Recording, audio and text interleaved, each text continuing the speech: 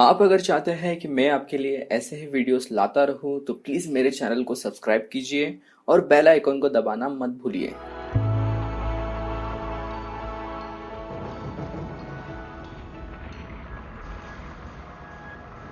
Season 3 episode number 2 में हमें जो ब्लाइंड इंसान दिखाया गया था जिसका सरनेम थनोस था और शायद वो एच.जी. थनोस का एंसेस्टर था। एपिसोड के शुरुआत में हमें उसी की चाइल्डहुड मेमोरी दिखाई जाती है।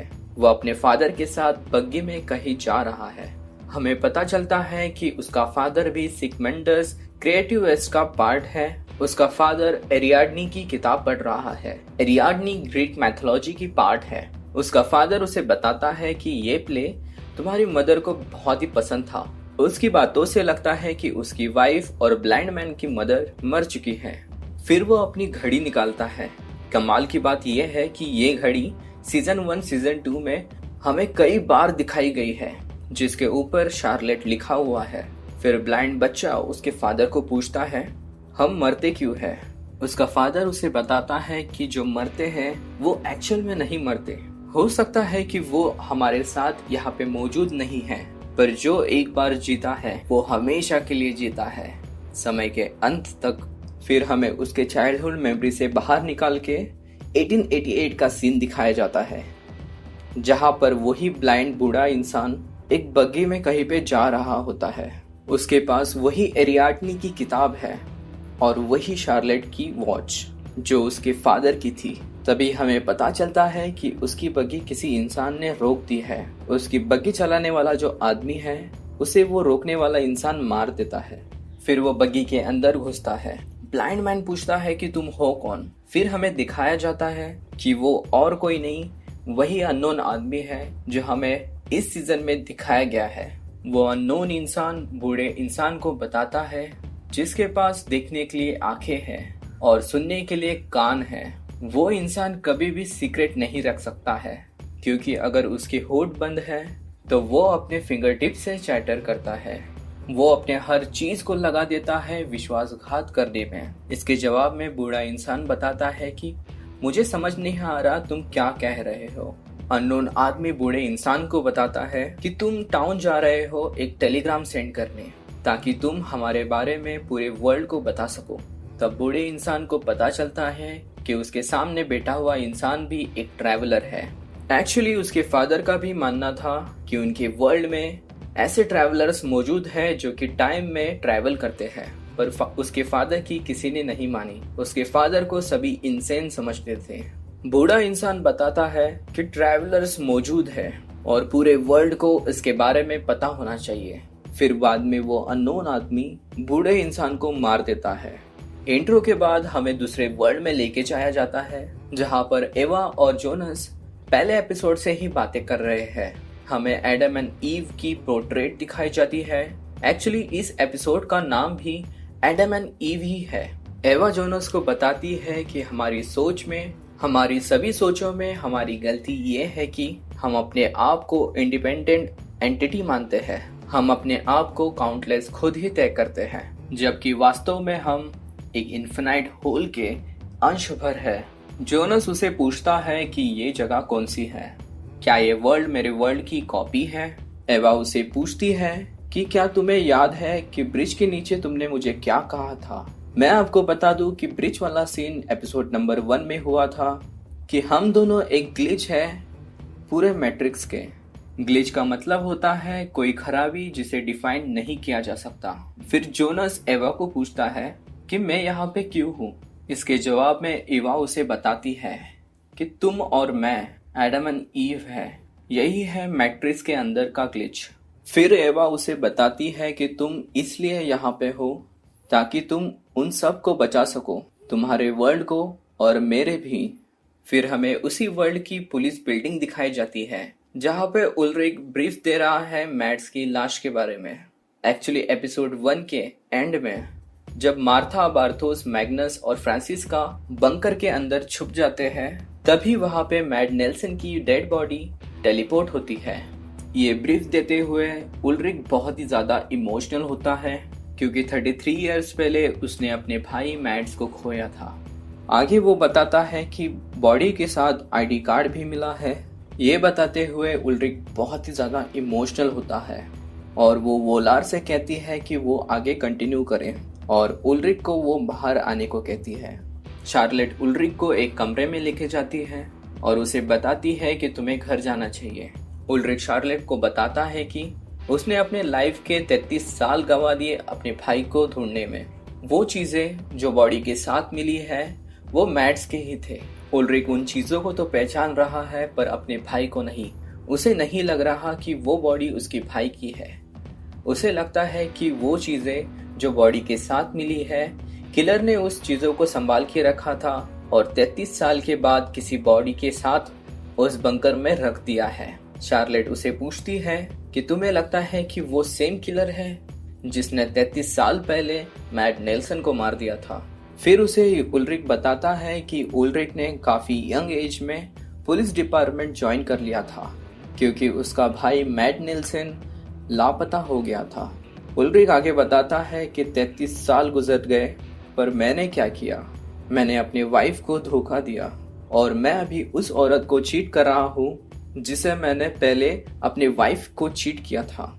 फिर उल्रिक उसे बताता है कि शार्लेट और उल्रिक के बीच में जो अफेयर चल रहा है उसे वो कंटिन्यू करना नहीं चाहता। शार्लेट भी उसे अग्री करती है। फिर हमें इस वर्ल्ड को दिखाया जाता है। टाइमलाइन है 1888 की, जहां पर हमें थनहॉस मशीन फैक्ट्री दिखाई जाती है, जहां पर बार्थोस और मार्था उस सीक्रेट सोसाइटी के ऑफिस से वापस आ रहे हैं जिसे एपिसोड नंबर 2 में हमें दिखाया गया था। स्ट्रेंजर जोनस बार्थोस को पूछता है कि तुम कहाँ गए थे, मार्था ने तुम्हें क्या बताया। बार्थोस उसे बताता है कि हम यहाँ पे कई हफ्तों से फंसे हुए हैं। टाइम ट्रैवलिंग की मशीन खराब हो चुकी है और जो तुम बना रहे हो तुम्हें नहीं पता कि ये कैसे वर्क करता है। तुमने हमसे झूठ कहा, तुम्हें पता था कि आगे क्या होने वाला है, तभी भी तुमने हमें कुछ भी नहीं बताया। जोनस उसे बताता है कि तुम्हें रियलाइज नहीं हो रहा कि मार्था तुम्हें यूज कर रही है। वो हमारी मार्था नहीं है, हमारी मार्था मर चुकी है और कोई भी मरकर जिंदा नहीं हो सकता। फिर मैग्नस पीछे से बोलता है कि वो कोई भी हो लेकिन वो अब हमारी आखिरी चांस है यहाँ से निकलने की। बार्थोस जोनस से पूछता है कि क्यों तुमने हमसे सच छुपाया, हमें बताओ कि मार्था उस दिन कैसे मरी थी। जोनस उसका जवाब नहीं देता। जोनस वहां से निकल जाता है। बार्थोस उसके पीछे पीछे जाता है। बार्थोस जोनस को एक धक्का देके बताता है कि सबको बताओ कि एडम है कौन। बार्थोस और जोनस के बीच में थोड़ी सी लड़ाई हो जाती है। फिर बार्थोस सबको बताता है कि यही है वो एडम, जोनस ही एडम है। फिर हमें दूसरे वर्ल्ड में जोनस और ईव को दिखाया जाता है, जहां पर एवा उसे बताती है कि क्या तुम्हें कभी आश्चर्य नहीं हुआ कि तुमने उसे क्यों नहीं जाने दिया। तुम्हें पता था कि तुम दोनों एक इम्पॉसिबल रिलेशनशिप में हो पर तभी भी तुमने उसे जाने नहीं दिया। इटर्निटी ने तुम्हारे बीच में एक इनविजिबल रिबन बांधी हुई है। एवा आगे बताती है कि एडम ने उस रिबन को अलग करने की कोशिश की पर उस रिबन को अलग करना इम्पॉसिबल है। फिर एवा अपनी जेब से एक लॉकेट निकालती है। वो लॉकेट वही होता है जो हमें पिछले कई एपिसोड्स में दिखाया गया है। पिछले सीजन्स में भी हमें उस लॉकेट को कई बार दिखाया जा चुका है। एवा बताती है कि तुमने ये लॉकेट मुझे दिया था। अमेजिंगली प्रेजेंट में वो अब तक लॉकेट जोनस के जेब में ही है। जोनस उसे फ्यूचर में मार्था को देगा। एवा उसे कई चीजें घुमा फिरा के बताती है। जोनस उसे पूछता है कि तुम बस इतना ही क्यों नहीं बताती कि मैं यहाँ पे क्यों हूँ। एवा उसे बताती है कि तुमने देखा है कि तुम क्या करने वाले हो। एवा यहाँ पर एडम की बात कर रही है। एवा आगे बताती है कि तुम मार्था को बचाना चाहते हो, तुमने रोशनी को चुना है और तुम मुझे बनाओगे जो मैं आज हूँ। जोनस एवा से कहता है कि मैं थक चुका हूँ इन चीज़ों को करके। फिर एवा उसे बताती है कि अपने आप से पूछो कि तुम्हें क्या चाहिए। क्या तुम्हें चाहिए कि वो जिंदा रहे? यहाँ पर एवा मार्था की बात कर रही है। फिर हमें उसी वर्ल्ड का नेल्सन फैमिली का घर दिखाया जाता है, जहाँ पर मार्था किसी कश्मकश में है। तभी उनकी डोरबेल बजती है और उल्रिक उनके घर पे आता है। उल्रिक मार्था को बताता है कि तुम्हें मुझे सच्चाई बतानी ही होगी, आखिर बंकर में हुआ क्या था। मार्था उल्रिक को बताती है कि हमने जो कुछ भी देखा वो पुलिस को बता दिया है। उल्रिक उसे पूछता है कि तुमने कुछ लिया तो नहीं वहां से।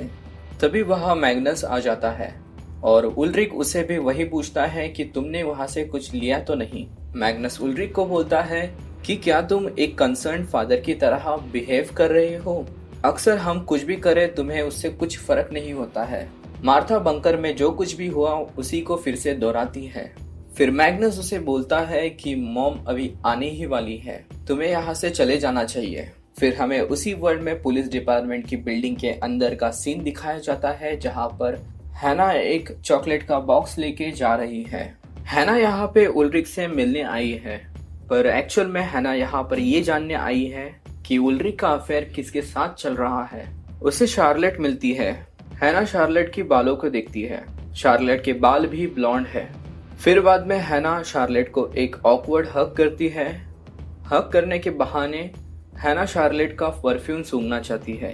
परफ्यूम सुनने के बाद उसे पता चल जाता है कि उल्रिक का अफेयर और कोई नहीं शार्लेट के साथ ही चल रहा है। फिर हमें नेल्सन फैमिली का घर दिखाया जाता है, जहाँ पर मार्था चोरी छुपे घर से बाहर जा रही है। हालांकि उसने मैग्नस को बता दिया है कि वो डिनर से पहले घर पे आ जाएगी। बैकग्राउंड में हमें एवा की आवाज सुनाई देती है। वो कहती है हर चीज दोहराई जाती है अगेन एंड अगेन, अंत तक, क्योंकि हम तैयार ही नहीं है उस चीज को छोड़ने के लिए। ये बातें एवा जोनस से कर रही है। एवा जोनस को बताती है कि तुम्हें मार्था को बताना ही होगा कि ये चीजें कैसे कनेक्टेड है। अभी ज्यादा वक्त नहीं बचा है, उसे अपने फ्यूचर को देखना ही होगा सब कुछ समझने के लिए। फिर एवा उसे एक फ्लैशलाइट देती है जिसे हमने सीजन 2 में कई बार देखा है, और जोनस वहां से चला जाता है।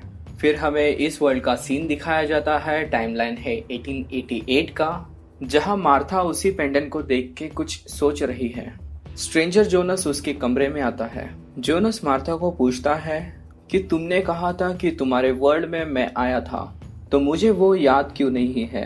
अगर आपको अल्टरनेट रियलिटीज के बारे में पता होगा तो आपको ये चीज समझने में थोड़ी भी परेशानी नहीं आएगी।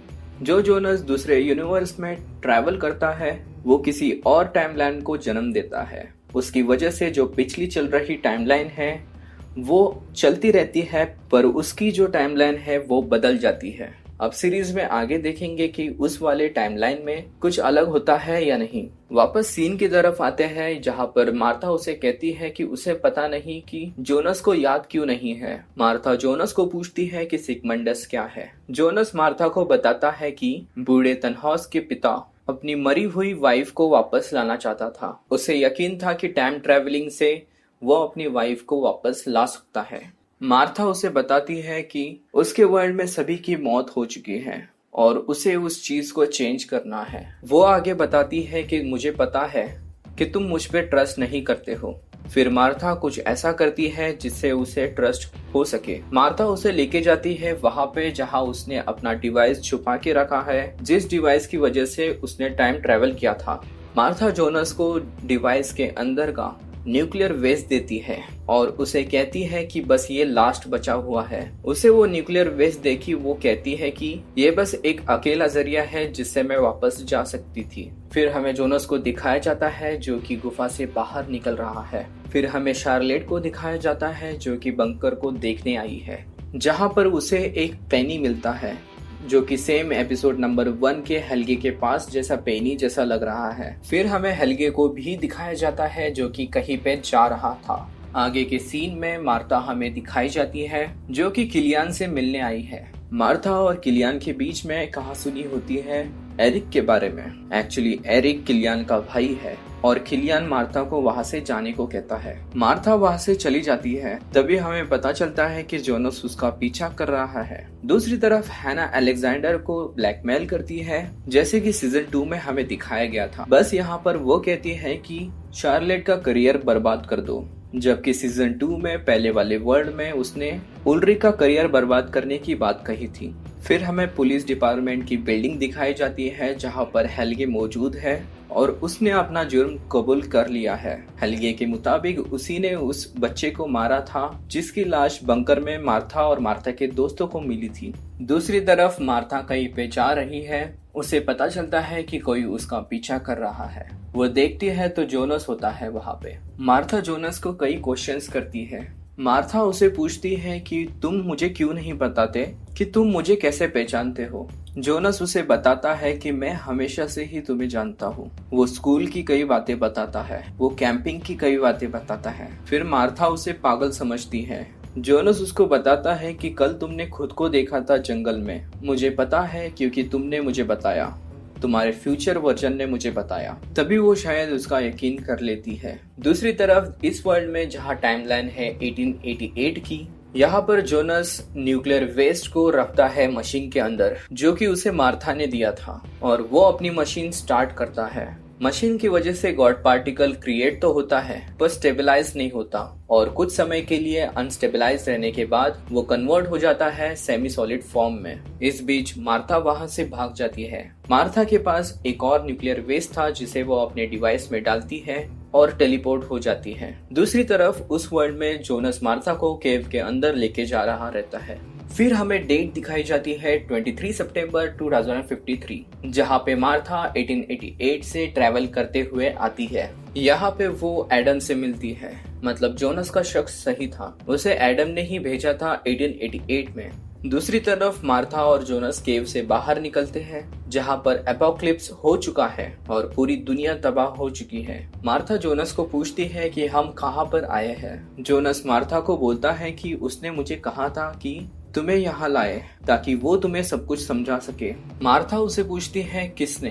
तभी उनकी तरफ कोई औरत आ रही होती है। फिर बाद में पता चलता है कि वो भी मार्था ही है, फ्यूचर की मार्था। बस यही पे होता है एपिसोड का अंत। डार्क सीजन 3 के आगे वाले एपिसोड्स को देखते रहने के लिए मेरे चैनल को सब्सक्राइब कीजिए। Thank you for watching, stay tuned.